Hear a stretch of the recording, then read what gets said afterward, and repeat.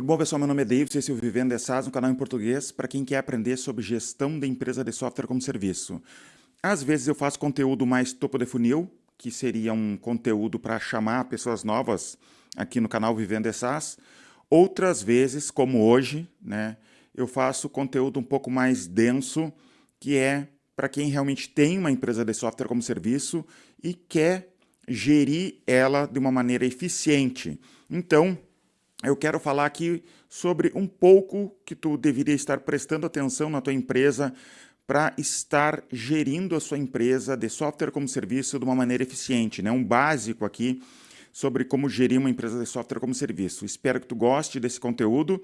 Esse é um tipo de conteúdo que não tem muito view e que não viraliza, tá? Então, se tu gosta desse conteúdo, comenta para eu fazer mais, porque senão eu vou ficar só fazendo conteúdo de topo de funil, né? E acabo não fazendo tanto conteúdo assim para quem realmente é empresário, para quem realmente tem uma empresa de SaaS e precisa escalar a sua empresa de SaaS.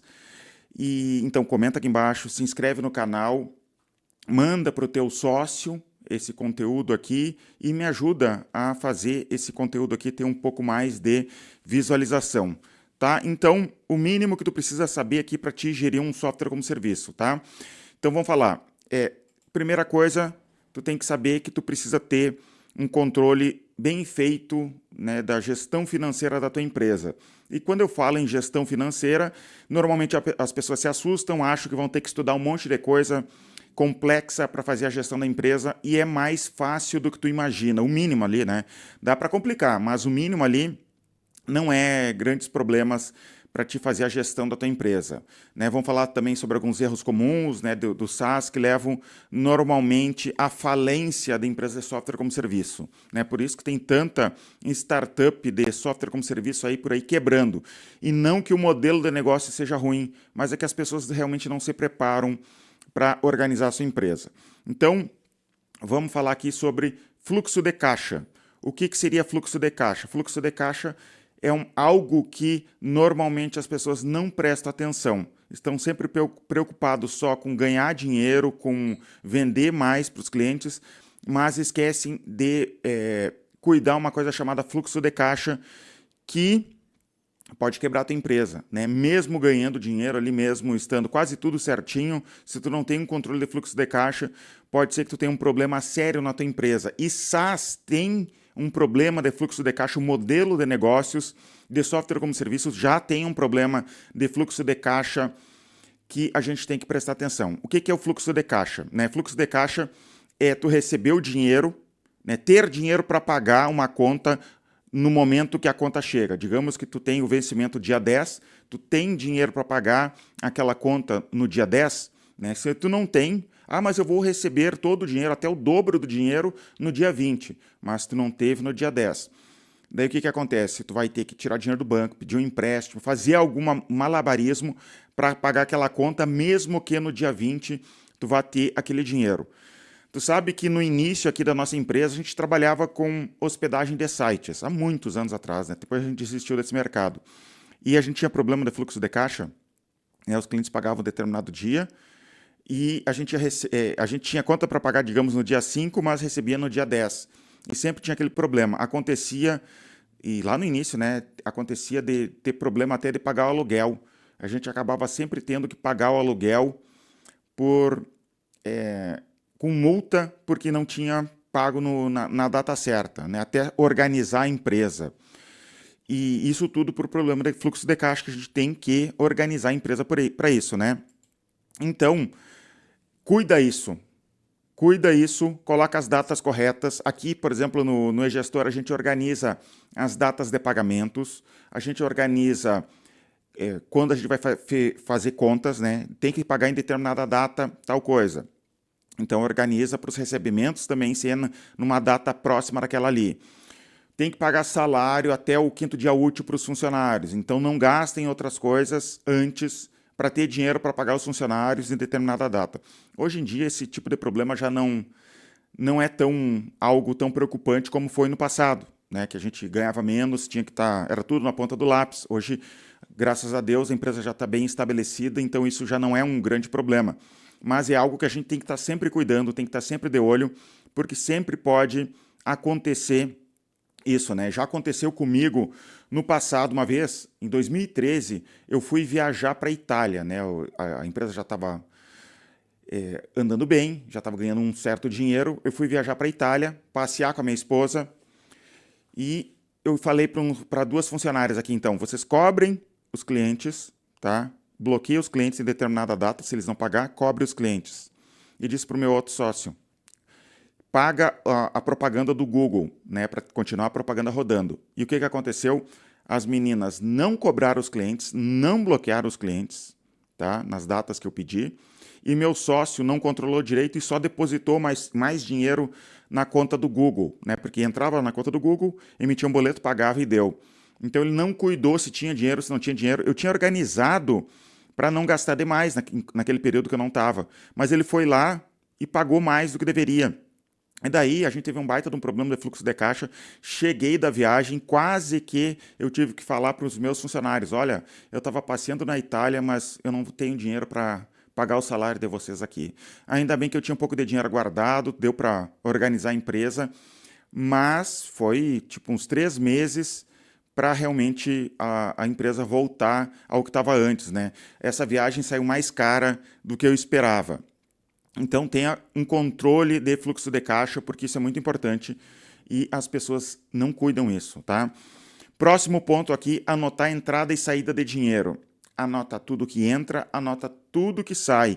Nem que seja numa planilha, num papel de pão, anota tudo que entra e tudo que sai, né? Isso vai te ajudar no controle de fluxo de caixa e vai ter um controle de gestão. Tu sabe que eu me formei em administração de empresas. E quando eu me formei, na época, eu prestei consultoria para algumas empresas e eu percebi algo que depois eu vi gente que entende do assunto falando a mesma coisa. Eu percebi na época que se as empresas tivessem um controle mínimo de entrada e saída de dinheiro, a mortalidade de pequenas empresas no Brasil seria muito menor. Só o controle de entrada e saída, tá? Vendi tanto, entrou tanto. Sabe aquele controle de um mercadinho da esquina de bairro, simples, que eles anotam? Foi vendido tanto, vendi uma Coca-Cola, né? Entrou tanto de dinheiro, saiu tanto de dinheiro. Isso, o mínimo. Se todas as empresas do Brasil fizesse esse controle mínimo de entrada e saída e olhar o saldo no final do mês, no final da semana, no final do dia, só isso, eu te digo, de verdade, a mortalidade de micro e pequenas empresas no mundo, né, se fosse no mundo isso, seria muito menor. Só por causa desse controle mínimo. E tu sabe que é justamente isso que eu vendo, né? O e-gestor aqui, o meu software, é um controle financeiro para micro e pequena empresa e é o básico, é o controle financeiro. Então, apesar de eu vender isso daqui, é algo que eu realmente acredito.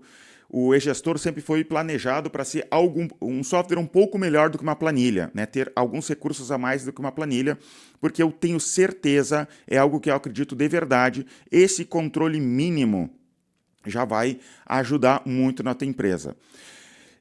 Isso tem um impacto positivo gigantesco, tá? Então, eu quero falar para vocês outro ponto aqui que tem a ver com a entrada e saída de dinheiro, que é não misturar o dinheiro da empresa com o dinheiro pessoal. Não mistura. O dinheiro da empresa é o dinheiro da empresa, o dinheiro teu é o dinheiro teu. Aqui na nossa empresa é tudo organizadinho para que nada nunca a gente envolva dinheiro da empresa. Ah, fiz uma dívida lá fora, fui fazer uma construção, já aconteceu com um sócio meu aqui, fui fazer uma construção lá fora e acabou se endividando, o orçamento deu errado, não é tirado mais dinheiro da empresa, ele foi tirar um empréstimo no banco para organizar a vida pessoal dele. Nós organizamos a empresa aqui para tirar tanto por mês, né? Durante todo o ano a gente vai tirar tanto, a gente planejou isso no início do ano e a gente não vai tirar mais. Né? E às vezes até a gente cresce mais do que gostaria, o dinheiro fica na conta, o dinheiro não vem para o sócio, vai vir para o sócio no próximo ano, ou de repente aquele dinheiro vai ser reinvestido em alguma coisa. A gente não faz mistura de dinheiro pessoal com dinheiro da empresa absolutamente nunca, isso é sagrado, e isso é que tu tem que fazer na tua empresa, e eu vejo muito empresário fazendo essa misturança de dinheiro pessoal com dinheiro da empresa, e isso pode dar um problemão, e um problemão de controle de entrada e saída, e um problemão de fluxo de caixa, né, que é o que eu falei anteriormente. Próxima coisa aqui que eu tenho para falar para vocês, que tu tem que aprender a controlar e a ler um relatório chamado DRE, que é demonstrativo do resultado do exercício. As pessoas se assustam com esse nome, não tem nada demais esse relatório, tá? Então, pessoal, o que é isso, né? Tu pode pedir para o teu contador, se tu faz a contabilidade certinha, o contador consegue em alguns segundos gerar esse relatório, se ele fez a contabilidade, né? Ele gera esse relatório, te envia, e tu consegue fazer uma análise simples da tua empresa. O que é um DRE? Tem no topo do DRE lá a receita bruta e vai diminuindo os custos ali, as despesas, e no final vai te dar a lucratividade da tua empresa. Então, dessa maneira, tu pode saber, está tendo lucro, não está tendo lucro, onde é que eu estou gastando, e tu sabe sobre a tua empresa, tu consegue analisar toda a tua empresa através desse DRE. E não precisa estudar um monte, não precisa saber um monte de coisas. Outra dica que eu te dou em relação ao DRE, muito simples. Pega o DRE, tá, digamos a cada trimestre, e coloca numa planilha do Excel. Tá? Na primeira linha, copia os títulos ali do DRE, e na primeira coluna, né, que tem disponível para preencher, tu preenche os dados do DRE do primeiro trimestre. No segundo trimestre, tu faz a mesma coisa. No terceiro e no quarto trimestre, faz a mesma coisa. E tenta fazer isso sempre que possível, tá? Um do lado do outro. Por que tu vai fazer isso e por que isso vai te ajudar na gestão da tua empresa? Porque tu vai conseguir comparar. Digamos que tu começou a gastar muito com funcionários, mas tu está vendo lá embaixo que a lucratividade caiu, tu está vendo que a receita não aumentou, mas tu está gastando mais com funcionários. Será que não é a hora de tu rever a tua política de contratação de funcionários? Será que não era hora de demitir alguém ou de parar de contratar? Será que a propaganda, tu olha ali na linha que tu está gastando com propaganda, a lucratividade não está crescendo, né? Em comparação, está aumentando o gasto com propaganda, mas a lucratividade está caindo, a receita não está subindo. Tu consegue analisar isso a cada trimestre. É bem interessante fazer isso. Eu aprendi isso com um gestor financeiro. É algo bem simples de fazer, trimestralmente, e te dá uma visão geral da tua empresa, das finanças da tua empresa, de uma maneira bem simples. Cálculo de MRR, outra dica que eu dou aqui para vocês para a gestão da tua empresa. Tenha disponível o número de MRR, de receita recorrente mensal, em algum lugar disponível para absolutamente todo mundo da tua empresa saber. Aqui na nossa empresa, a gente tem o que se chama gestão à vista. Temos, aqui a gente é um prédio, né? Então, no segundo e no terceiro andar, eu estou no quarto andar aqui, no segundo e no terceiro andar, tem uma televisão em cada andar que tem gestão à vista, que tem várias informações de cada setor, para todo mundo saber o que está acontecendo em cada setor. Mas o principal é, na linha de baixo, bem grande, destacado, o crescimento em receita recorrente mensal, em MRR. Quanto que está crescendo a minha empresa em receita recorrente? Todo mundo tem que saber, né? Isso é uma informação que tem que doer em todo mundo, né? Se está funcionando, todo mundo fica feliz. Se está ruim, tem que ficar ruim para todo mundo. Tem que doer em absolutamente todo mundo, né? Tu tem que trazer a verdade para todo mundo. E tu sabe que eu faço isso há muitos anos. Antes de eu saber o nome dessa métrica de MRR, que eu chamava de outro nome, né, eu chamava em total em contratos, porque se eu fechei contrato contigo de R$100 por mês, então eu tenho 100 de MRR, eu chamava de total em contratos. Depois eu descobri que se chama receita recorrente mensal. Então, o meu objetivo lá no início, eu nem colocava meta de crescimento, porque eu não sabia a definição de meta. Eu só sabia que não podia estar abaixo de zero. Se minha empresa cresceu R$1, pelo menos está crescendo, né? Era esse o meu pensamento. E eu brigava com os meus sócios, incomodava todo mundo para a gente fazer aquele número crescer. Se tinha um cancelamento, porque a empresa era pequena, né? A gente tinha que, no mínimo, manter, né, um crescimento na empresa, nem que seja R$1. Então tenha disponível essa receita recorrente mensal disponível para todo mundo, que seja fácil de ver, que esteja disponível, nem que seja um clique. Olha todos os dias, coloca em algum lugar incômodo para absolutamente todo mundo ver o crescimento em receita recorrente mensal. Cálculo do CAC, né, que é importante que tu saiba sobre isso. O que é o CAC? É o custo de aquisição de clientes. O que significa? É todo o custo que tu teve para conquistar um cliente. Tá? Então, digamos, tu gastou com propaganda paga, gastou com software de gestão financeira, não, de automação de marketing, tem uma agência de marketing que tu contratou, ou tem um funcionário ali dentro da empresa, os vendedores, os encargos que tu paga no salário e no comissionamento dos vendedores. Tudo isso tem que estar adicionado ao CAC. Então, tu faz todos esses gastos e divide pelo número de clientes que tu conquistou no período. E assim tu consegue calcular o custo da aquisição de clientes. É importante que tu tenha esse cálculo sempre para te saber se tu não está gastando demais por cliente.